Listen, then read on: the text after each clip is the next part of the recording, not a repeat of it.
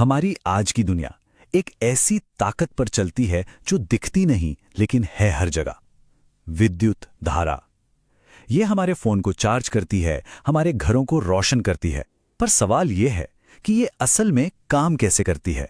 चलिए आज इस अदृश्य बहाव के पीछे की साइंस को थोड़ा करीब से समझते हैं।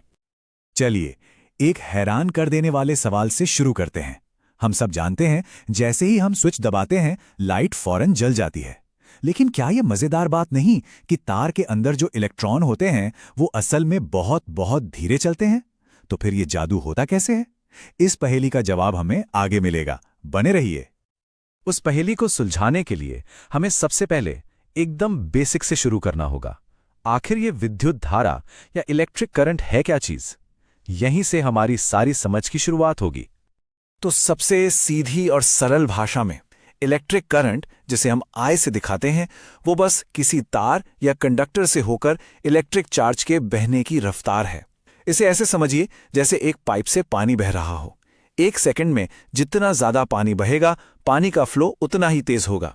बिल्कुल वैसे ही एक सेकंड में जितना ज्यादा चार्ज बहेगा, करंट उतना ही स्ट्रांग होगा।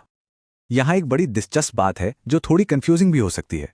बहुत पहले वैज्ञानिकों को लगता था कि करंट पॉजिटिव चार्ज के बहने से बनता है, जो पॉजिटिव से नेगेटिव की तरफ जाता है।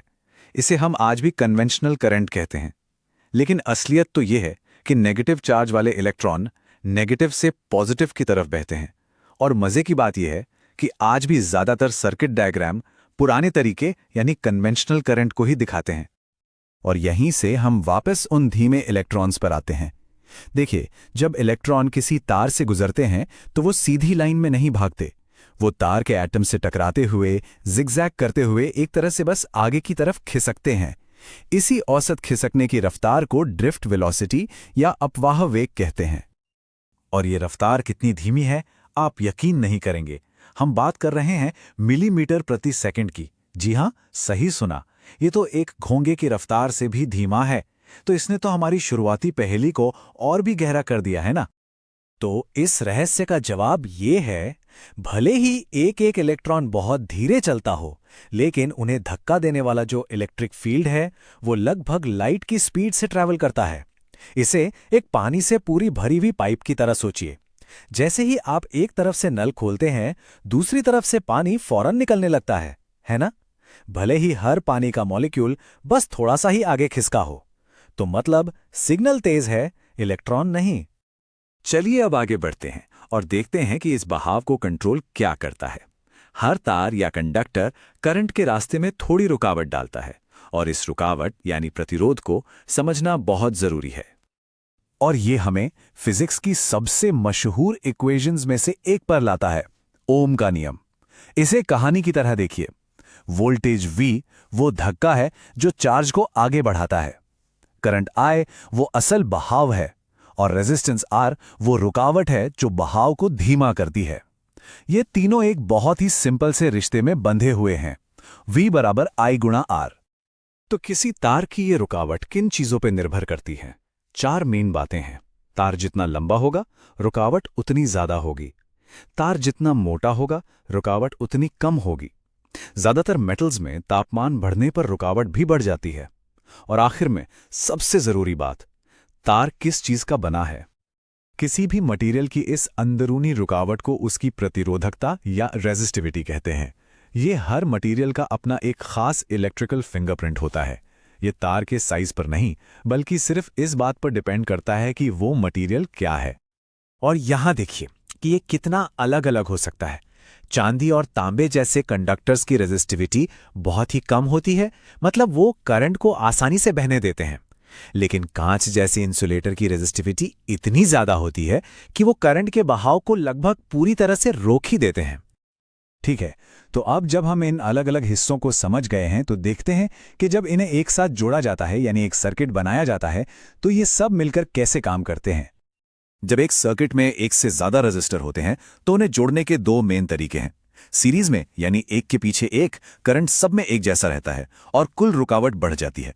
वहीं पैरेलल में जहां करंट के लिए रास्ते बढ़ जाते हैं, वोल्टेज सब में एक जैसा रहता है और मजे की बात यह है कि कुल प्रतिरोध असल में घट जाता है।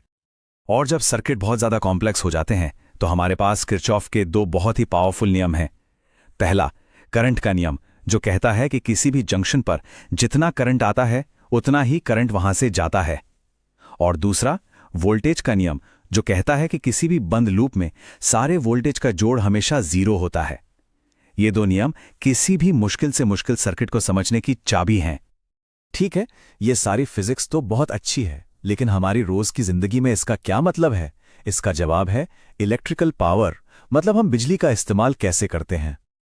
इलेक्ट्रिकल पावर का सीधा सा मतलब है कि कोई डिवाइस कितनी तेजी से एनर्जी इस्तेमाल कर रही है। इसे हम वॉट में नापते हैं और इसका बेसिक फॉर्मूला बहुत सिंपल है। पावर बराबर वोल्टेज गुणा करंट। ये हमें बताता है कि कोई डिवाइस कितनी जल्दी एनर्जी की खपत कर रहा है।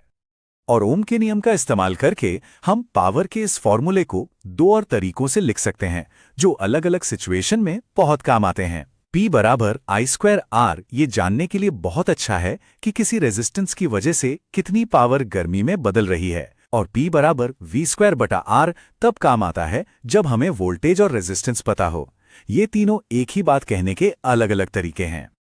और यहां एक छोटा लेकिन बहुत जरूरी फर्क समझना होगा। पावर बताती है कि एनर्जी कितनी तेजी से इस्तेमाल हो रही है, लेकिन हमने कुल कितनी एनर्जी खर्च की ये इस बात पर भी निर्भर करता है कि डिवाइस कितनी देर तक चली। तो कुल एनर्जी होती है पावर गुणा समय। और बस यहीं आकर ये सारी बातें हमारे लिए बहुत काम की हो जाती हैं। हमारे घर का बिजली का बिल या किसी नए फ्रिज पर लगा एनर्जी एफिशिएंसी का लेबल, ये सब इन्हीं प्रिंसिपल्स पर काम करते हैं। पावर को समझना हमें एक स्मार्ट एनर्जी यूजर बनाता है।